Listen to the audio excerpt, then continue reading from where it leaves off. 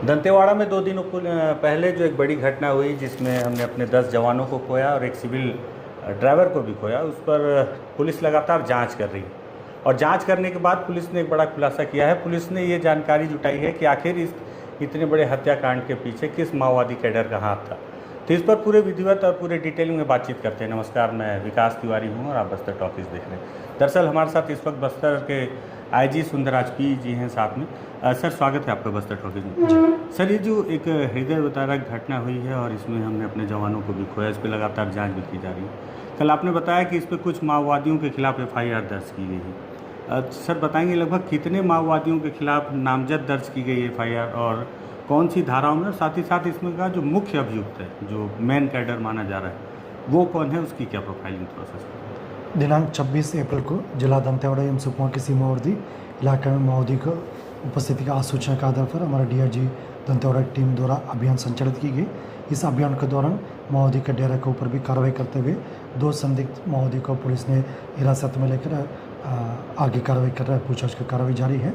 उसमें एक FIR दर्ज हुआ। दूसरे FIR जो अभियान के पश्चात वापस टीम लौटा रहे थे, उसके ऊपर माओवादी द्वारा IED ब्लास्ट की घटना का अंजाम दी गई, जिसमें हमारा 10 DRG जवान एवं एक ड्राइवर का शहादत हुआ। इस घटना में अलग से पृथक से एक FIR दर्ज करके दोनों FIR का भी प्राथमिक स्तर पर विवेचना जारी है। इसमें दरबा डिवीजन माओवादी कैडर जैसे जगदीश है, लिंगे, हड़मे, ये महेश, इस टाइप का जो माओवादी कैडर का भी प्राथमिक स्तर पर जो नाम सामने आ रहा है, उनके खिलाफ अभी FIR दर्ज करके आगे विवेचना की कार्रवाई की जा रही है। जगदीश के बारे में जो प्रोफाइल ये है, जो दरबा डिवीजन का जो मिलिट्री कमांड का प्रभारी के रूप में विगत कुछ दिनों से उस इलाके में सक्रिय, उनकी उपस्थिति का आसूचना पर ही फिर टीम द्वारा अभियान संचालित किए गए थे। और इसके अलावा जो दरबा डिवीजन का अन्य जो माओवादी कैडर है, जैसा देवा से लेकर चैतू से लेकर, उनका भी कहने के उन इलाका में जो सक्रिय उपस्थिति का सूचना मिलते, लगातार पुलिस द्वारा इस क्षेत्र में इन लोगों की तलाश में अभियान संचालित की जाती है। और इस FIR में अभी आगे विवेचना के उपरांत अन्य किसी का भी नाम सामने आएगा, उसी को भी प्रकरण में उनका नाम ले जाकर उनका आगे कानूनी कार्रवाई की जाएगी। सर, उस दिन भी जो जवान निकले हुए थे, बताया जा रहा है कि वो जगदीश की सूचना मिली हुई थी और निकले हुए थे ऑपरेशन में, वहाँ भी मुठभेड़ हुई, कोई जवान, एक माओवादी भी घायल हुआ था। जैसे दिनांक 26 अप्रैल को जो पहले जो सूचना पुलिस के पास थी, मतलब जिला दंतेवाड़ा एवं सुकमा के सीमावर्ती पूर्व ककड़ी इलाका में जो माओवादी के आसूचना के आधार पर है, उसमें खासतौर पर दरबा डिवीजन के जो मिलिट्री कमांड के जो प्रभार हैं जगदीश एवं उनकी अन्य जो साथी की उपस्थिति के आधार पर टीम गए थे। उसी दौरान, उसी अभियान के दौरान माओवादी को डेरा तक पुलिस पहुंच गए थे और माओवादी डेरा के जो ऊपर कार्रवाई करने के दौरान एक्सचेंज ऑफ फायर हुआ और उसमें एक माओवादी सन्ना का गोली भी लगा और दूसरा एक माओवादी लकवा का पुलिस ने हिरासत में लिया। ये दोनों माओवादी का भी गिरफ्तार करके न्यायालय में पेश किए गए थे। पुलिस रिमांड भी 3 दिन के लिए लिया गया। फिर रिमांड में पुलिस अभिरक्षा में उनका पूछताछ जारी है, उनसे और कुछ जानकारी मिलने की उम्मीद है। उसके पश्चात आगे अपना विवेचना में जो बात सामने आएगी, उस हिसाब से कार्रवाई की जाएगी। और अन्य जो माओवादी कैडर का भी प्रोफाइल पुलिस के पास उपलब्ध है, उसी आधार पर उनका भी तलाश लगातार जारी है। और जैसे IED ब्लास्ट में भी किन किन माओवादी या उनके सहयोगियों का हाथ हो सकता है, मिलिशिया कैडर का भी किसका भूमिका हो सकता है, इनके बारे में भी हम लोग जांच पड़ताल कर रहे हैं। और विवेचना में जैसा सामने नाम आएगा, उस हिसाब से आगे कार्रवाई की जाएगी। सर, काट लूँगा, जो बारूदी सुरंग जो लगाई गई, जिसको फॉक्स होल कहा जा रहा है, ये फॉक्स होल कैसे माओवादी बनाते हैं? पुलिस डिटेक्ट क्यों नहीं कर पाती इसको, और क्या वजह है? और क्या लगता है कि बहुत पुराना फॉक्स होल है या अचानक तत्काल तैयार करते हैं? प्रतिबंधित एवं गैरकानूनी CPM माओवादी संगठन का सबसे बड़ी एक हथियार है इम्प्रोवाइज्ड एक्सप्लोसिव डिवाइस, यानी IED है। इसका अलग अलग तरीके का इस्तेमाल की जाती है, प्रेशर IED से लेकर कमांड IED एवं रिमोट कंट्रोल ऑपरेटर IED से।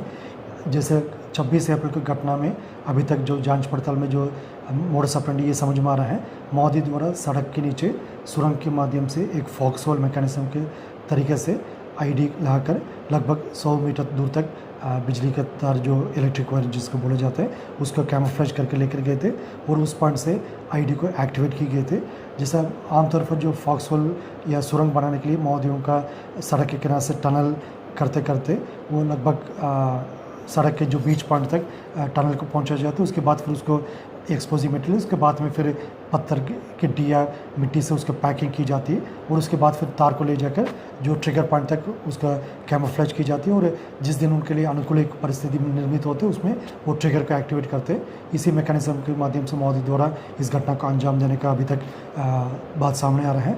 घटना के जो फॉरेंसिक टीम द्वारा भी विजिट करके उसका पूरा साक्षी सबूत को कलेक्ट की गई थी और अन्य जो आईडी एक्सपर्ट टीम भी पूरा इसको एक्सप्लोजिव मटेरियल का जो सॉइल टेस्ट वगैरह की जा रही है, उसके पश्चात हमको संपूर्ण जो मोडस ऑपरेंडी के बारे में डिटेल मिल सकता है। सर ऐसा लगता है क्या कि हमारे पास जितने जो भी साजो सामान हैं इस लड़ाई के लिए, इसमें मेटल डिटेक्टर बहुत ज़रूरी उपकरण है और उसको और ज़्यादा अपग्रेड करने की ज़रूरत है, क्योंकि लगातार लंबे समय से देखा जा रहा है माओवादी आईडी बम का ज़्यादा इस्तेमाल कर रहे हैं जो जवानों को नुकसान भी पहुँचाता है। आईडी हमारे लिए काफ़ी एक बड़ी चुनौती है। उस चुनौती के सामने करने के लिए हमको लगातार जो इलाके को डीमेनिंग ऑपरेशन करना है और इलाके को थोड़ा डोमिनेशन बना के रखना है। जैसा समय समय पर पुलिस को सूचना मिलते फलाना जगह में आईडी लाओ, उसी सूचना के आधार पर पुलिस ने सर्चिंग अभियान के साल में ऑन एन एवरेज 120 के आसपास आईडी बस्तर रेंज में रिकवर करके उसका डिफ्यूज़ भी की जाती है। इसके बावजूद ऐसा कई आईडी जो लगभग 40 के आसपास आईडी है जो डिफ्यूज़ नहीं कर पाते या डायरेक्ट नहीं हो पाते, उसी कारण से घटना घटित होते। इसमें हमारा जो उनका घायल होना या कई बार जानलेवा हमला भी हो जाते उसमें आईडी के कारण से। और इस आईडीज़ को कैसा डायरेक्ट करने का हमारे पास जो साधन संसाधन है और उसके अलावा जो स्पेसिफिक सूचना के आधार पर भी हम कार्रवाई करते हैं और उसके लिए डॉग स्क्वाड से लेकर अलग अलग प्रकार का हमारे पास रिसोर्स अवेलेबल है। इसके बावजूद महोदय अलग अलग जो तरीके से उसका कैमोफ्लेज करते हैं या जो डायरेक्शन से बचने के लिए उनका नए नए तरीके उसका अपनाते हैं, उसको भी हम लोग समय समय पर एनालिसिस करते हैं, रिसर्च करते हैं। उसके लिए फिर नया मैकेनिज्म के माध्यम से हम उसको डायरेक्शन के लिए कार्रवाई की जाती है। एक लंबा चलने वाला एक निरंतर प्रक्रिया है, लेकिन जैसा माओवादी के हाथ में आईडी ना पहुंचे और उसके लिए जो हमको सप्लाई चेन से लेकर शुरुआत करके इसका पूरा चेन को हमको डीएक्टिवेट करना पड़ते हैं।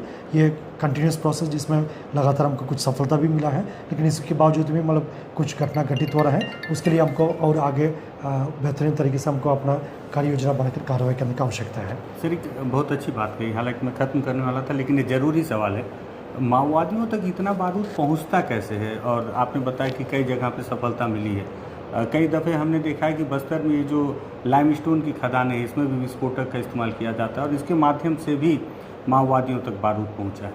तो सर हम इसको क्यों नहीं रोक पा रहे हैं जिन तक बारूद पहुँचने तक? माओवादी तक जो एक्सप्लोजिव मटेरियल मिलने वाला जो सप्लाई चेन है उसके ऊपर भी काफ़ी प्रभावी कार्रवाई कई दफ़ा किया गया, जिसमें काफ़ी बड़ी संख्या में डिटोनेटर से लेकर एक्सप्लोजिव मटेरियल से उनके अन्य जो विस्फोट के लिए उपयोग की जा रही सामग्री को पुलिस द्वारा जब्त भी किए गए थे। इंटरस्टेट कोऑर्डिनेशन के माध्यम से भी जो आसपास अड़ोस पड़ोस राज्य से भी हम लोग लगातार कोऑर्डिनेट करके उनका भी जो सोर्स ऑफ एक्सप्लोजिव्स रहते हैं उसका भी ऊपर कार्रवाई किया गया। मोबाइल चेक पोस्ट के माध्यम से भी कई बार जांच पड़ताल में भी जो माओवादी के तक पहुंचने वाले जो सप्लाई को हम रोकने में भी सफलता मिला।